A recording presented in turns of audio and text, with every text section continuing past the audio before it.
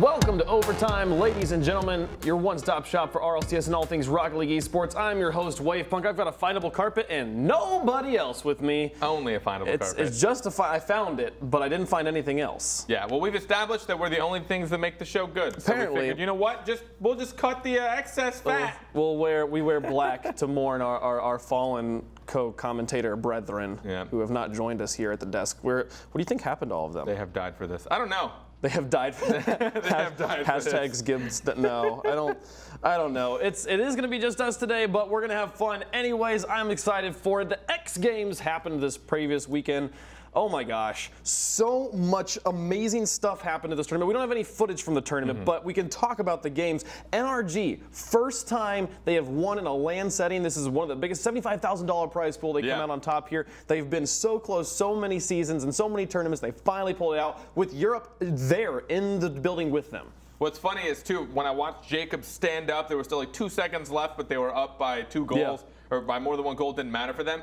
That's, I think, the most excited I've ever watched Rocket League players get for anything. Even when they win LAN, like RLCS LAN, they get like so stoic. They're like, oh, I've been playing for 3 days. And they like so many games, and they're freaking out, and like they usually they do get excited, but it's never like that kind of explosive, like and it was really cool to see that happen, especially finally NRG, like over the last like 2 months, they've broken so many curses, they've done so many things that they want to do, and beating Gale Force, which I think is what pretty much like hands down everyone can say is one of the best teams out there right now. It's got to be pretty big to put on that little checklist of things they've done now. Yeah, Gale Force had just beaten Envious in the previous summer series, so Gale Force was coming hot off of a victory there. And a few interesting things happened. First off, NRG wins, so that was the first one. Then flip side, 3-0 Selfless, and then gets beaten by Gale Force to drop them to the lower bracket, where Selfless comes back, they defeat G2, and then they defeat Flipside. So Selfless playing with Dapper, Miho, and Torment, I believe, was their roster, so they're not playing with Timmy this series. Torment, the first time we'd seen this roster coming out making a name for themselves. In the next day on the finals, when they moved into the top 4, it became a single elimination bracket. Then they took NRG to game 7 rather. It was such a close series. Selfless, this is the best we've seen this roster look all the year long. Yeah, the entire Final Four were nothing but Game 7s. There were 3 series of Game 7s back-to-back, and you look at all the teams that brought other teams to Game 5.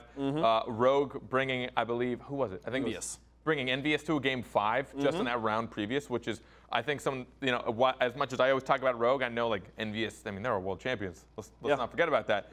And the fact they brought them to a Game 5 and got that close, and then, like, Game 7s all after that, it was as close as it gets. And who knows why? Maybe now that people have all these like little mini tournaments to practice, like people are just getting better. The competition is tighter. North America and Europe don't seem so distant anymore. Now they're competing in tournaments constantly back to together, when usually they have to wait until LAN. They have to do entire league play with no European teams, no North American teams. They're very isolated, and then they show up, and now they're constantly, now they're, I think, poking each other's metas here and there, and they're starting to see where the true competition lies. And there was a bunch of different roster changes that made this particular tournament a little bit different. We had Envious playing with Greasy Meister. Leftovers was playing with Pondex, which we saw them in the summer series as well. Leftovers, lackluster performance here, only winning 2 games the entire series, getting beaten in the upper bracket and then beaten in the lower bracket. So them dropping out. And Flipside, playing with Mystic, playing with a roster that we've known them to play with now for a few tournaments, and getting beaten by Selfless, dropping out, not making top 4.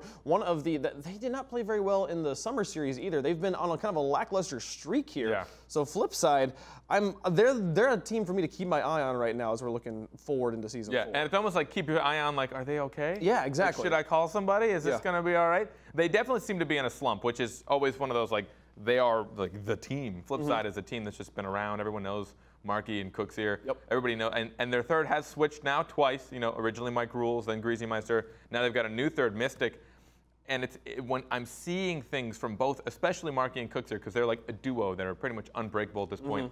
I think it's to the point where if either of them stop playing, the other one's just going to quit. It's like, maybe, we only play together. I imagine that's probably like a little pact they've made. I heard for the first time on social media, on Reddit and stuff, people talking about, would Cookser look better without Marky? Would, for the first time, people being like, Cookser's still great, but they're not believing in the Flipside roster as a whole. Would Cookser look better on a Gale Force or an Envious roster? Is it time for him to move on? And the fact that we're even at a place where we would consider talking about Cookser without Marky tells you the sort of play that Flipside's been putting up. And as we look forward to Dreamhack Atlanta, some of these teams are going to be there, and it's going to be the question of can they show back up? The last place we saw Flipside look good with Mystic was at Dreamhack in Sweden, where they won over Gale Force. But since then, they have not been looking as good. So Flipside, a team to keep our eyes on here as we look forward to Atlanta.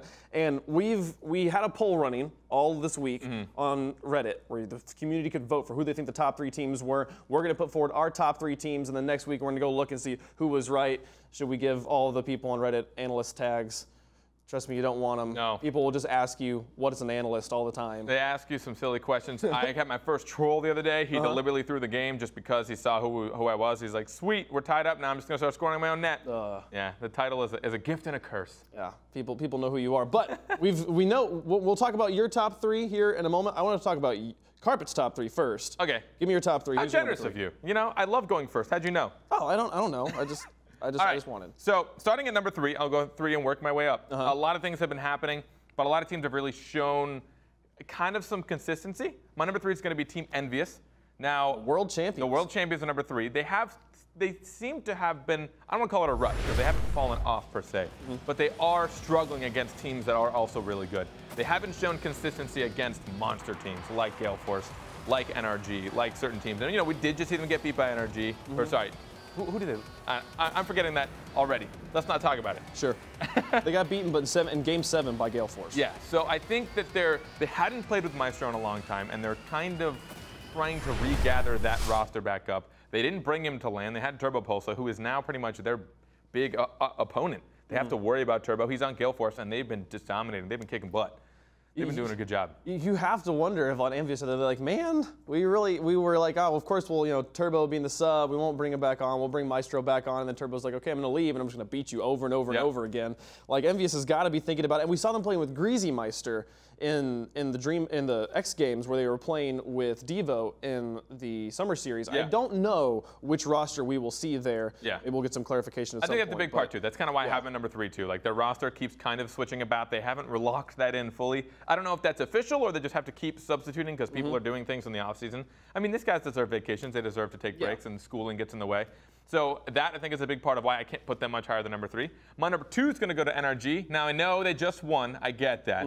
But it's been a big struggle for them to get this far. You know, they didn't really do too well in live settings up until very recently. They did well at LAN, but still not the best.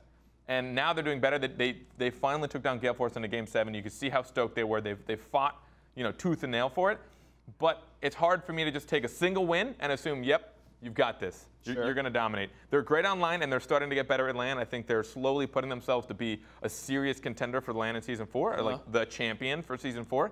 But I just want to see a little more out of them before I put them in my number 1 spot.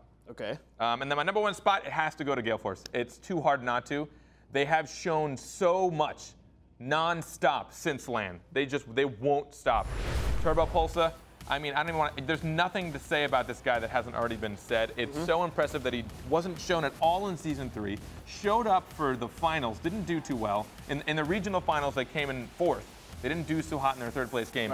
And then he just played cool, calm, collected, and so clean in the entire LAN setting.